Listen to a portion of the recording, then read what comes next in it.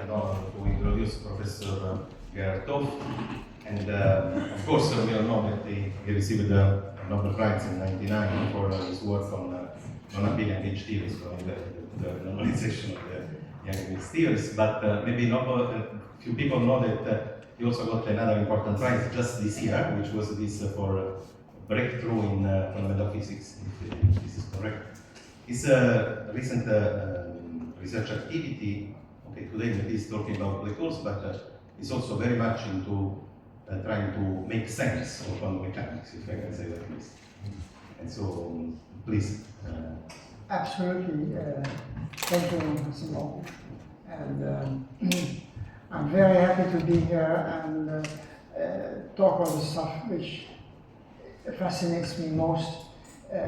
It has everything to do with quantum mechanics and how it works.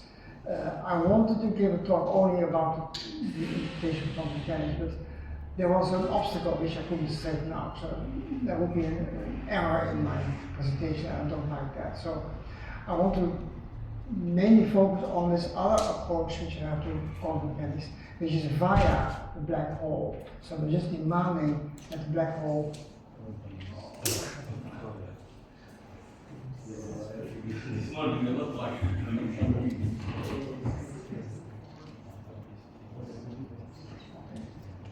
So I have to keep touching it. Okay, so by demanding that the black hole works according to decent laws of physics all by itself, and that should be fixed by the local nature of these equations. By demanding such evidently correct properties such as theory should have, one may learn new things, and this is what I'm eager to find out. I'll continue with that, but just to mention the original title of this presentation was about the quantum pendulum clock. The name is just a fancy name for something that's mathematically well defined. And I just want to briefly mention how that works, because it is a very important aspect of the way I'm now looking at quantum mechanics. Quantum mechanics to me is not a theory of forces or anything like that. It is a language. It is a way to talk about things, about the statistical properties of states that you're looking at. It's very important to know that, because that makes a big difference. And I can illustrate this in just one slide. And the one slide is about a particle moving in a circle. You would think of the gears in a pendulum clock, but that's not very accurate actually. I'm just considering a degree of freedom going around in circles. Now, if I could ask you for write down any classical equation of motion, it's the equation of motion of a particle running over a circle. It cannot do anything else than that. Its angular velocity is fixed. So this is very simple, about the simplest model in physics that you can think of. And it is that system which has a very peculiar property that has obtained very little attention, if any, in the past. I think it's very important. That is, that clock can be described in a quantum language. It's just a language that we use to describe the clock. Instead of saying that this wheel is a particle running around ourselves, we say it's a particle which can be in n different states. These states are arranged in a certain pattern, and the equation of motion is that it hops from one state to the next. And it hops around, and after one period it's back to where it was before. So its angular frequency is omega. There is a variable x that takes n values. It's very easy in the end to take the limit n to infinity, and I'll very soon do that. But take n finite for a moment, then it's more easy to understand. And then you have an evolution operator that just says that every x state will evolve after 1 unit of time into the x plus 1 state, modulo the full circle. So this is described by the evolution operator, which is, I think you can see my pointer, yes, that the evolution operator is this, but you can write down the evolution operator as the exponent of minus I times the Hamiltonian, and that Hamiltonian you can diagonalize. You find its n eigenvalues, and its n eigenvalues I form just a simple sequence like this, beginning with 0, ending with n. If I take a limit n to infinity, I don't get extended down here. I just keep this as the ground state, but I just continue and have an infinite sequence of energy levels, all separated by the inverse of this omega, this angular velocity. So now the remarkable thing about this thing is that this happens to be exactly the same energy spectrum of the harmonic oscillator. Well, the pendulum clock has a harmonic oscillator hanging underneath it, just being a pendulum.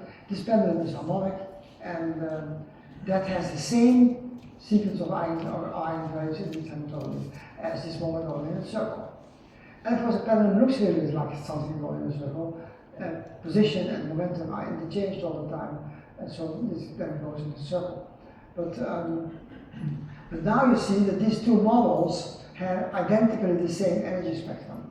Now, a very simple theorem in physics: if two systems have the same energy spectrum, they are physically indistinguishable, because you can take the eigenvalues of one of these of the same, or you can take the other, and you can interchange them. Nothing changes. So the two models are identical. In other words, the quantum harmonic oscillator is mathematically identical to a classical particle going around a circle. Then you have quantum being classical. And my claim is now, I suspect that the entire world is just such a model that can be written in two ways. That you can use classical laws and you can use the quantum laws to give exactly the same prediction. The difference is, however, that the quantum law allows now for delta peaks in the wave function, and these delta peaks are, of course, a collapsed wave function. If the wave function is collapsed at one time, it will stay collapsed forever, because the function just hops around in circles, and there's nothing that makes the wave function spread.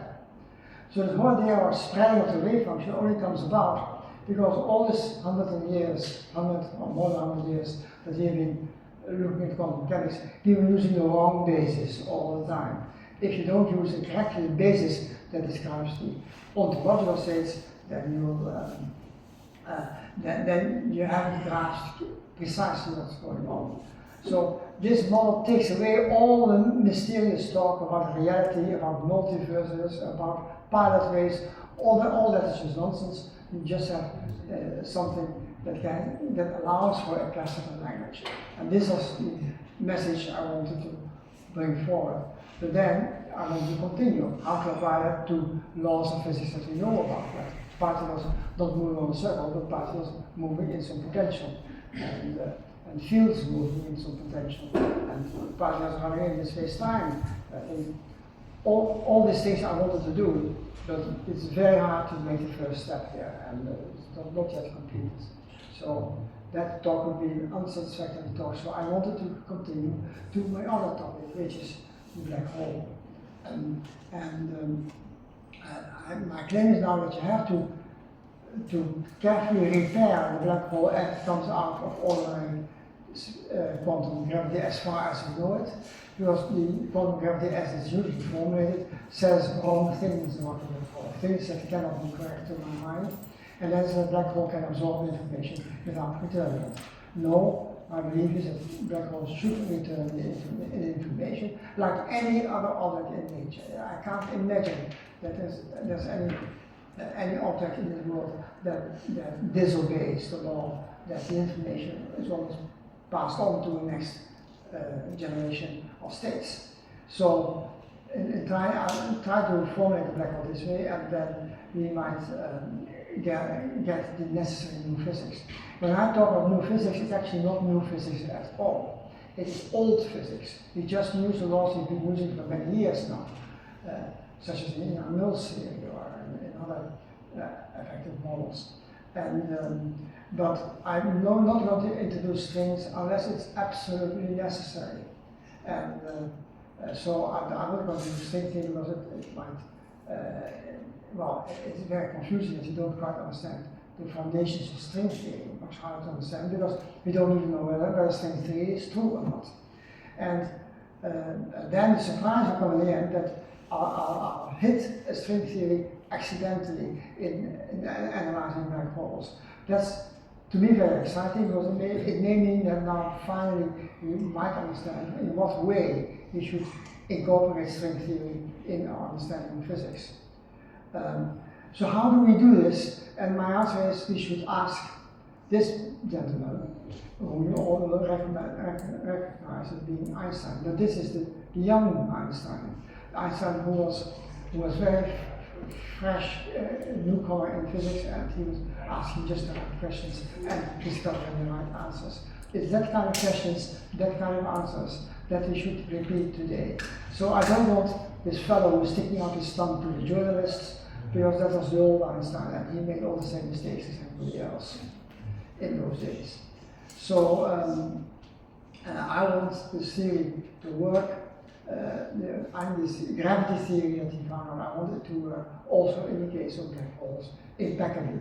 And what usually most people get out, I don't believe this something. But reality, I'm permanent on that. I just want to say no. The only thing you have to look at is the boundary conditions of the black hole at its horizon.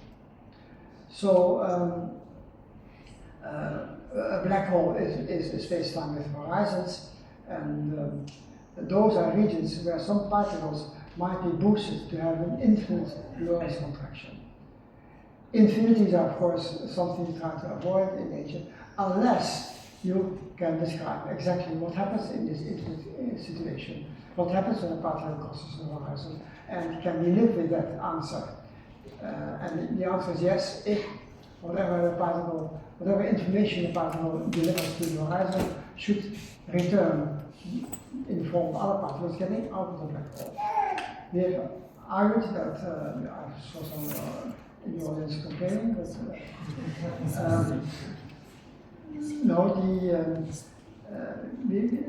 normally we speak of particles going into a black hole, never to be seen again, but no, they will drop that information in the horizon, and that information will be passed on to the outgoing particles.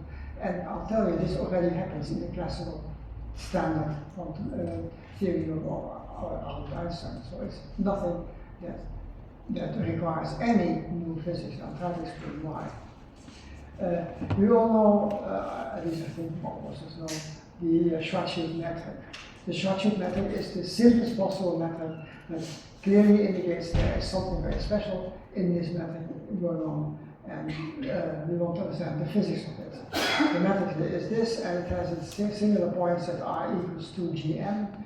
That's where you have to concentrate to be sure that you describe correctly what the theory says at that point.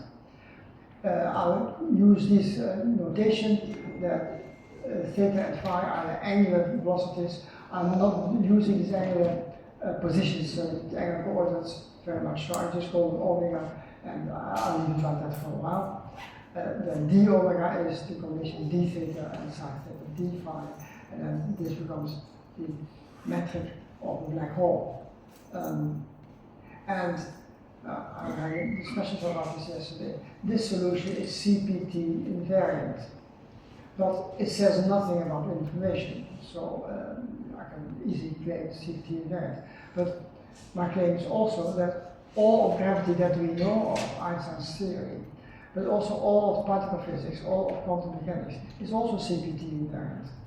Of course, I hear people complain already about entropy, but entropy is not a question of local laws of nature, but rather a description, a statistical description of the solutions of these equations, which is very important for physics, of course. But I'm interested in the fundamental dynamical equations at the smallest possible distance scale. You will get thermodynamics automatically if you take billions of particles together, and you don't want to describe every one of them in all its detail. You want to describe the collective modes of all these particles. That's thermodynamics. That doesn't seem to be invariant on the CPT, unless you take into account all states nature can be in. So it's going to be very important that what I'm describing will include all possible states. And then you may forget about thermodynamics. You can say, well, I have all the states, don't worry about entropy, it's all in there. So that is the attitude that I'd like to show here. And yes, now there's a problem with the interactions. of the ingoing particles that produce outgoing particles. You see here is again a space-time description of the structured metric.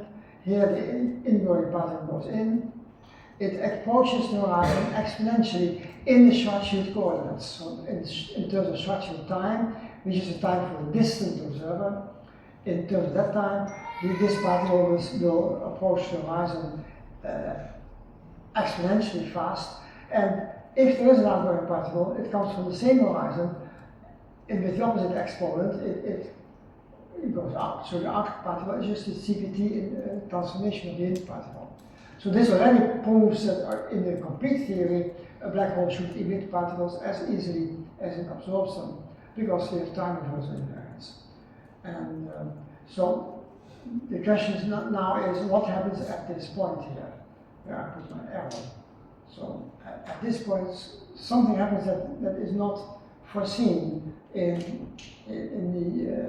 when you use the Schwarzschild coordinates. Something has to be corrected here. And it's not a correction of the fundamental equations, it is a correction in the way we use these equations. I use these equations by looking at equal time lines, so these are time is constant lines. This is again the metric of the black hole. Time is vertically, space is horizontally in this picture. And here I have timelines. Each timeline is separated from the previous timeline by an amount of time roughly equal to the radius of the black hole, the 2gm is the radius of the black hole. That 2gm, that same 2gm, I put in this direction. And then you have a system that evolves from one timeline to the next timeline according to certain laws. The laws we know because we can go to a more familiar, a more conventional set of coordinates where we replace the horizon by a single point. Here, these are the local light codes, here's the single point. If you rearrange the coordinates this way, you find here a future horizon, here a past horizon. So the single horizon that you have here in the Schwarzschild picture is replaced by two horizons. The outgoing particles, if they come out, you don't know, of course, you don't know what happens here. So this particle, there may or may not be a particle coming out. It would be coming out somehow in this way, geometrically. The ingoing particle is thrown in this way. Now the question I just posed in a somewhat superficial way, but I can now repeat it more precisely. My claim is that the ingoing particle should determine how the outgoing particle behaves, what outgoing particles we have. So this, if you look at this picture, it is very strange what I'm saying. Because this time runs vertically here, although it's tilted, okay, never mind that. Time runs vertically, and here this particle goes in at some late time. Here the outgoing particle comes out at an early time. And now I'm claiming that whoever sits here somehow sends its message back to the past, to here. Now, if you hear it this way, if I tell it this way, nobody will believe me, for very good reasons. You can't go backwards in time. So the causal nature of the equations would forbid that. So what's wrong here? I'll mention that in a second. I'll just for a moment go through other coordinates. These are the coordinates that you use when you go to this wedge formalism. Then we use two coordinates x and y, of which the product is a function of r, and the ratio is a function of t. This ratio climbs exponentially in the external time t. So very soon they'll reach values that you don't want to consider anymore because they're too far away from the black hole horizon. In this metric, however, the Schwarzschild metric, the same Schwarzschild metric, now takes a different form.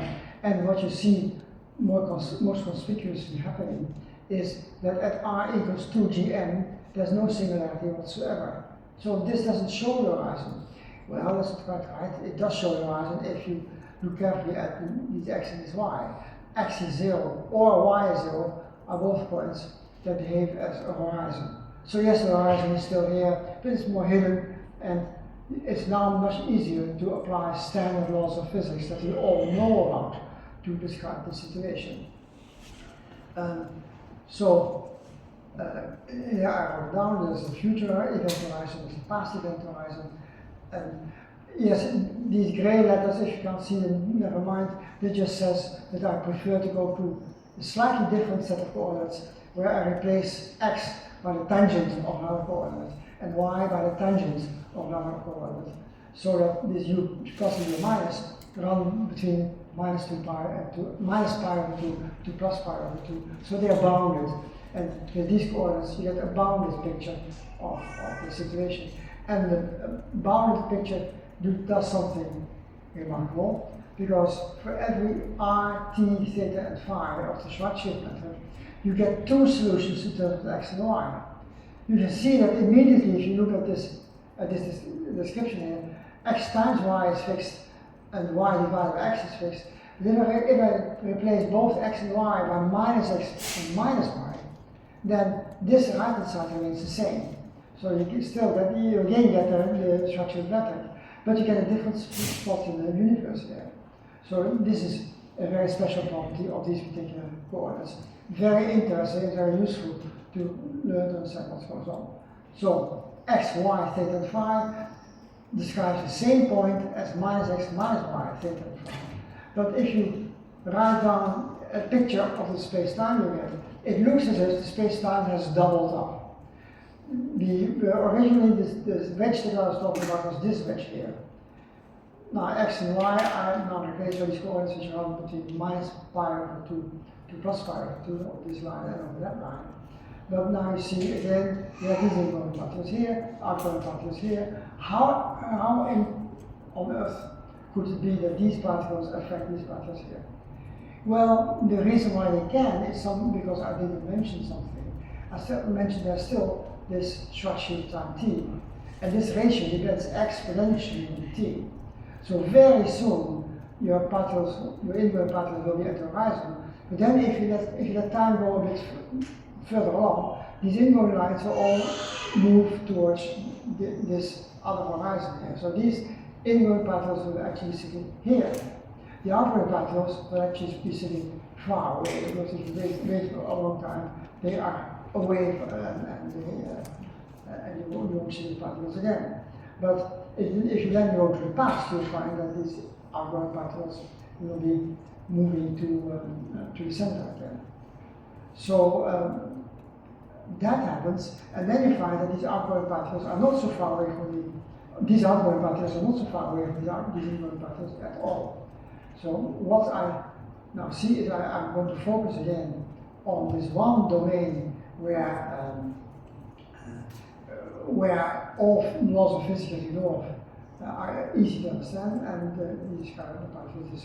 I'm going to rush a little bit because I want to say a lot more than I've said so far, and I have little time left. So what we're going to do is we show that there is interactions between in and out particles. Amazing interactions because you wouldn't expect them. But the interactions become clear when you take the time element. So, and what happens is affected by what's called the Shapiro effect.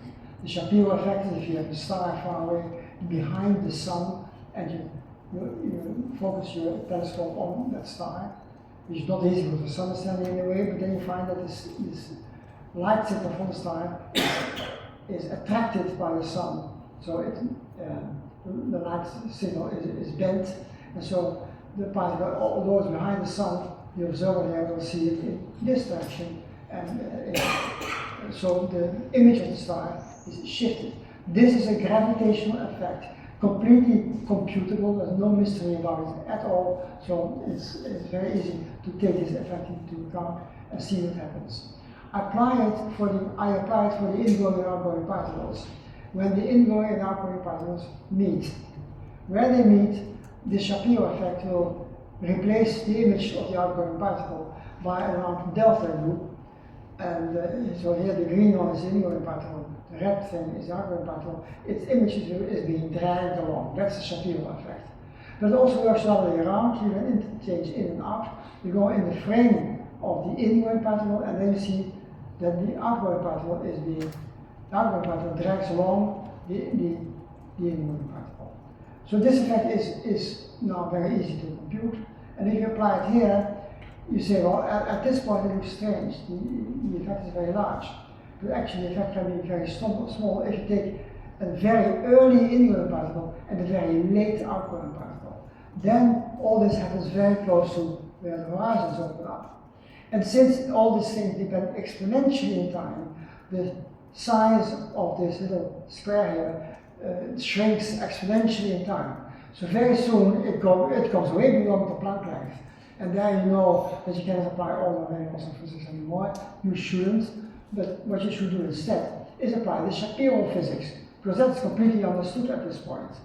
So we just use the Shapiro effect, and now you see this happening. That in the case that the green particle drags the red particle along, it will drag it, and it might pull it all over the horizon. So in this configuration, the outgoing particle is invisible, but if you make a little change in the ingoing particle, the outgoing particle is visible. So this is a very important effect that you should not ignore. If you take this effect into account, then suddenly you see, wait a minute, the ingoing particle can affect the outgoing particle. The effect is at the Planckian scale, but I only have to wait for a few logarithms of these parameters, and then the effect will be very large. So very soon, the outgoing particle, which has been pulled out of the horizon by the ingoing one, is now sitting here somewhere, doing nothing, no special physics at all. So this is the answer to that question, and now it all returns. So now I want to apply that to this picture. And to do that, I want to focus on the origin of this picture. And at the origin, the Shapiro effect is essential to understand how the ingoing patterns affect the outgoing patterns. So what you see is that the Shapiro effect. There is apparently a non-locality. That's the thing I should have focused on before. That this looks like a non-local phenomenon. But no, it's not non-local, because the Shapiro effect is a completely local effect. So now wait a minute, what is it, local or is it non-local? What do we have to say here? The answer is it's local, but we've replaced curved space-time by flat space-time in this picture. So we removed the Shapiro effect and said instead of that, it is a property of the particles going in and the particles coming out. They are dragging their image, but that is not a non-local effect. It is just the consequence of the fact that you have actually a curved space-time. We have curvature over these at the point of these horizons, but we flattened the whole thing out. Flattening is actually wrong, physically speaking, because space and time are curved. But when we replace our flat space-time, it's much easier to describe what's going on here. So now we replace the curved space-time with flat space-time. We see that now the only thing we do to keep into account the Shapiro effect is that we have to take the drag effect and replace curved space-time by a dragging space-time. Now everything, although it doesn't look causal, it actually is. The important thing now is that the drag effect is proportional to the momentum of the ingoing particles. So the ingoing particles move to the horizon. The momentum is the conjugate operator conjugated to the position on this horizon. So since I'm going to do everything near the horizon, near the center here, the momentum of the ingoing particle increases exponentially for the outside observer. But I've taken away the effect it does on space-time itself. So now I can take this into account without being punished by getting curved space-times and so on. Same thing with all the necessary changes for the outgoing particles. If the momentum of the ingoing particle increases, it's the position of the outgoing particle on this line that increases. So you have position and momentum. Of course, position and momentum beg for a proper quantum treatment. There's Heisenberg uncertainty about position and momentum. So that's what you take into account. Now I have to go, for a moment I have to go back to the description of this shift effect. The delta U out, U as this horizon parameter, is proportional to the delta P in. So if you have here the minus sign, then this expression is Lorentz covariant.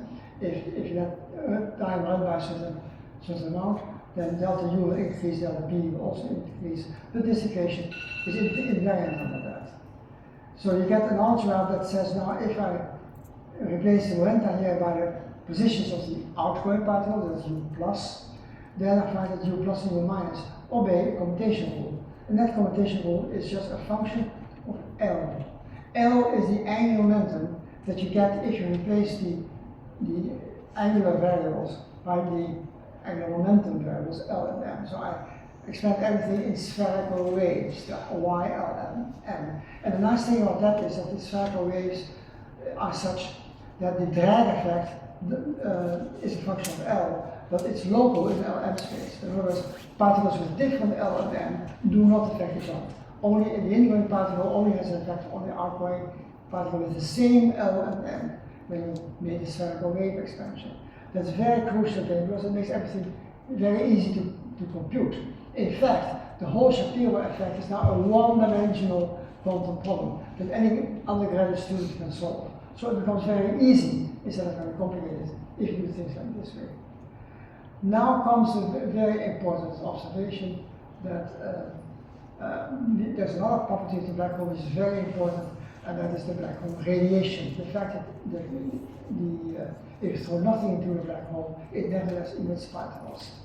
I have here, the argument is too long now for me to mention all detail. What you have to do is look at the fields very near the origin, the fields phi, and expand these fields in terms of annihilation operators and creation operators.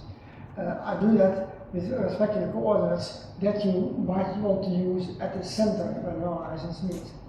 I've removed the curvature due to the Shapiro effect. Now I can perform smooth Lorentz transformations or any time translations, whatever, at that spot, and I can look what happens with this field phi, and the way it depends on time t. Then you find, and then use the case that the field phi very near the origin is practically zero, or its quantum mechanical expectation value is zero. So I take this omega is the state, the state that I'm looking at. I'm asking which omega has a property that the field is zero. That's the state where no particles can be annihilated, because there are no particles to be annihilated. So the annihilation part of the field here must vanish on this state. And as we always do in quantum mechanics, if you want to vacuum state, look at where the annihilation operator vanishes. But then I have other creation annihilation operators. If I look at what the same field is doing, but now far away from the origin. Far away from the origin, the particle can go into region 1 or it can go into region 2. So you have an annihilation operator A1 for region 1 and A2 for region 2. Now I want to see how this field behaves there. This is a calculation, and that's a tough calculation. It takes some time to do it right and to smooth out all the errors. You find you have to do a Bogoliubov transformation. And that is because the A1 and A2 are separate in region 1 and region 2, but at the level of this field at the origin, they overlap, they smear. So in order to avoid that from happening, you have to be very careful in the notation, and I'm not going to bother you about those details, and I'll just try to show you what the answer is. The answer is that the annihilation operators in the Minkowski space depend also on omega, the energy you're using, and you find this as an outcome that you have a matrix, a 4x4 matrix, that tells you how the annihilation creation operator of the central field depends on the annihilation creation operator far away. This is very nice because you see that they get mixed up. So you see that if omega contains no particles, then the A1 and the A2 annihilation operators far away do annihilate particles because you have this combination in the exponents in the matrix. So you find that the Minkowski is a combination of A and A dagger, but now A in region 1 and A dagger in region 2. That's how it comes out with the calculation. And you have many other things, but I can say this vacuum which you are writing out, this omega state. How does it look like in terms of the alien weather? Well, A would vanish, so this part would be 0 for that vacuum, but this one part is not 0. So now you see that, and that's actually the creation. Yeah, A wouldn't be 0 if you had a vacuum, but if you had a vacuum for the outside states, then you find that there's something left. So this equation here makes that the states A infinity around. A dagger is not vanishing, but so therefore the A is not vanishing. That's what they say. A Minkowski vanishes, this does not vanish, therefore this does not vanish, therefore this doesn't vanish. So yes, you are creating particles, and yes, you can compute the intensity of creation. And now I go through all these arguments. Thank you. Keep that 5 for a while. So now one can follow Hawking's argument by saying this is the amplitude for seeing n particles in this case. If you work out this sum, it's relatively easy. You know all the creation and annihilation operators. You know how to compute the state that you get as seen by a distant observer. And in this state, Hawking says, okay, now what's the probability of seeing n particles? You have to square the whole expression. You get a 2 pi here, and omega times n turns out to be the energy of the system. So immediately what you find out of this is a temperature 1/8 pi. That's this temperature. And now I'm saying yes, but that was wrong. And the reason why it was wrong is you shouldn't square it. Because the state that you get has particles in region 1, the same particles in region 2. It's very important to note that you can't have different particles in region 1 and different particles in region 2, because all those amplitudes vanished. And I computed them, and yes, they vanished. So you have the identical states in region 1 and the identical states in region 2. In fact, the entire doubled region of the black hole method is a quantum copy of the ordinary quadrant of space and time. So we are dealing with quantum copies, and the matrix, the quantity that you find is not a wave function at all, it's a density matrix. So the density matrix tells you that you have to take these states of n particles in region 1 and n particles in region 2, and only then this density matrix doesn't vanish. That is a thermal density matrix with a beta that is not 1/2 pi, as Hawking said it, but it's 1/2 pi. And I can't change that. So no matter how I look at the whole situation, the more clear it becomes to me that actually if you take these considerations, you find that the Hawking temperature is not 1/8 pi in the electron units, it's 1/4 pi. And whenever I mention this to Hawking, you wouldn't want to hear about it.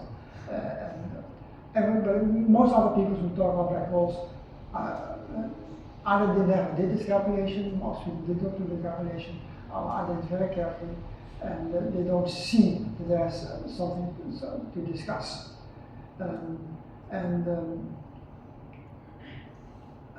So now you find that region 2 is actually redundant. And I just want to use my last 10 minutes to say that now this region is the same as that region. So what do we do now? And now the question is, how do we see the information being returned? The part that goes in here should get its information returned here. But if I take this to be the momentum and that to be the position, then to interchange position and momentum, you have to take the Fourier transform. But the Fourier transformation goes from -infinity to +infinity. So I should not only take all ingoing particles here, I should also take all ingoing particles there. So panic, we lost half of all the states. No reason to panic at all, because I just explained to you that region 1 is identical to region 2. So also these ingoing particles here are identical to these ingoing particles here. And there's no change at all. So the wave function of the combined in particles here is a wave function that is completely even. So when I do the Fourier transform, I can stop right at the center. I can do the transform from 0 to infinity, not from -infinity to +infinity. Same thing at this horizon, these particles are the same as these particles, so I only have to integrate from 0 to infinity, not from -infinity to +infinity. And then what you then get is yes, this will be the ordinary Fourier transform. So now I'm going into the last minute. This is the ordinary Fourier transform. But if you define the Fourier transformation from 0 to infinity, instead of from minus infinity plus infinity, you get half of this Fourier transform. You get, in fact, you get e to the ipx, but the other half gives the same function, e to the minus ipx. And so this actually changes into a cosine. And so you have to do the integral from 0 to infinity to transform it into the outgoing particle. And the inverse of this operator is the same operator. So this is entirely unitary. I can replace the cosine by the sine, but if you look carefully at the physics, that makes no difference for the whole theory itself. So I choose here the cosine, and everything turns out to be fine. So this means that now you have all the information of the ingoing particle where it is seen by the outside observer, because it sits in the correct quadrant. The outgoing particle sits in the correct quadrant to be seen by the outgoing observer. If this is a unitary transformation, then my problem about information is fixed, is solved. So this is a way to handle information and to find that everything is solved, except, of course, not everything is solved. There are many questions, nasty questions, people can ask here, people do ask, and I ask myself also, where I couldn't finish that part of the work here. But this is where I am now. I see this is the way to understand how information is being returned to you. The ingoing information is by after a Fourier transformation of the ingoing signal, you get the outgoing signal. And take these things together, you get a credible picture of black holes. As you may see, I haven't used any new physics back here, but I said something about string theory in the end. Well, the identification of two regions causes a conical singularity to origin. And when most physicists, when they see a conical singularity, they say you did something wrong. But when I see a conical singularity, I say, hey, that's string theory. Because string, so you go around a string, the string itself is a very mild conical singularity. It is mild because the coupling constant is very weak, but it may become strong if you take a string theory which interacts very heavily with other strings. Maybe that's the kind of strings that we have to use, because I get a conical singularity for a cone with a tip of 180 degrees, a very strong conical singularity. So before dismissing that, I would say, wait a minute, this means there's something at the horizon that says horizons have an intimate relationship with strings. I would like someone to work that out further, some expert in string theory, which I'm not. And maybe this is where we have to go in the very end. But my time is more than over, so I should stop. Thank you.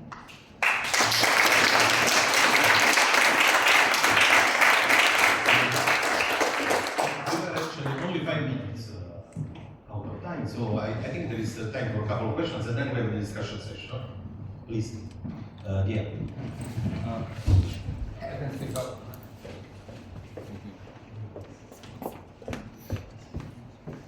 Thank you, Gerard. I have a question about back reaction, because I don't know, you are treating geometry all the way as geometry, but there is a back reaction, quantum back reaction, when black hole operates or particles are emitted, and you are completely dismissing it. So then that's a fundamental mistake. I mean, how can you understand black hole physics unless you take into account the back reaction? So, well, I'm taking into account that is a Shapiro effect. The Shapiro effect is the back reaction. no, there's more than that effect in back reaction. Well, not when black hole evaporates. Not in the limit when the particle comes very close to the horizon. The only component of momentum that stays there, that in fact increases exponentially, is the component of momentum which is bordering the horizon. So No, that momentum becomes very large. Its effect is there, but not in the curvature space-time, but I replace the curvature by a shift. Yeah, but that's part of the effect, and it's very mild part of the effect. But there is a bulk of the effect which clearly shows that as time goes on, the back reaction becomes stronger and stronger, and the geometric treatment of black hole at near horizon should breaks down, and that we are taking that into account. We can continue in the discussion session. Yeah, sorry. No, I just want to answer that this is a topic that we have been discussing. It's the I don't think it was what we call the firewall effect. So No, I'm not talking about- the no, firewall I'm not is talking says that if a particle comes too close to the horizon, its curvature becomes too strong, it causes a firewall. Now I'm saying, no, that's not a firewall, that's just a shift. No, And I can don't take mean that shift into account, and then I've taken 99.9% of all particle interaction into account, because the others are very small, so I can ignore it. Okay, we can Okay, continue. maybe we continue after the discussion session. Well, actually, my question, well, is a comment, is related to what he has said. I think we should stop talking about event horizon, because event horizon simply do not exist. Event horizon are mathematical global solution that you trace back from non-infinity back. But in real worlds, event horizon do not exist. We have to talk about apparent horizon, marginal club surface. In this sense, Dia is right. Because sooner or later, a Hawking operation will, before we reach non-infinity, will come, and then event horizon simply do not exist. It's nice Okay, mathematical I solution. think, no. The point is this, in one of my slides, it's probably a bit difficult to use here. But, in one of my slides, yeah, I show these equal timelines, and I'm saying there I should have said, but I'm not all the time, is that you should look only at the black hole within a given region in time. So take the time for the external observer and say, I'm following, I'm doing ordinary physics, but for a limited time stretch. If time stretch becomes too large, then firewall effects will play a role, which makes the whole problem very difficult. So instead of that, I say that I use a finite time stretch so that the particles are not boosted to infinite velocities or to finite velocities. And there, the horizon is just a very simple coordinate effect that you can't ignore. You have to understand what it is. You can't throw it away. That makes this mathematically not possible. I'm saying that it's an apparent horizon, it's not an event horizon. It's a local, marginally rough surface. Event horizon are mathematically global solutions traced back from non-infinity onwards, which is not unique. It's a mathematical Excuse me, solution. let's continue on the discussion session, because I think the points are very All I can say right now is that I don't agree with the question. The horizon is very important, but a point comes that you have to throw away all data that go beyond the Planck scale. You want to use physics at much bigger space and time scales, which is what I succeed in doing. But then I have to include the horizon. If you want a joyride, you have to include also the physics that nobody understands within the Planck scale. Because the horizon, the thing I call horizon, sends a particle to the Planck scale very quickly, to the horizon at the Planck scale very quickly. You want to do something about it. So the simplest thing to say is the particle is now on the horizon. Now I apply horizon physics. And there's nothing wrong with that. You just say, I'm doing the calculation as efficiently as possible. This is the way. And if you try to do the calculation efficiently, you can't ignore that horizon anymore. That's roughly my answer, but with me. Okay. I think we can continue on the discussion session to move on. Thank you very much.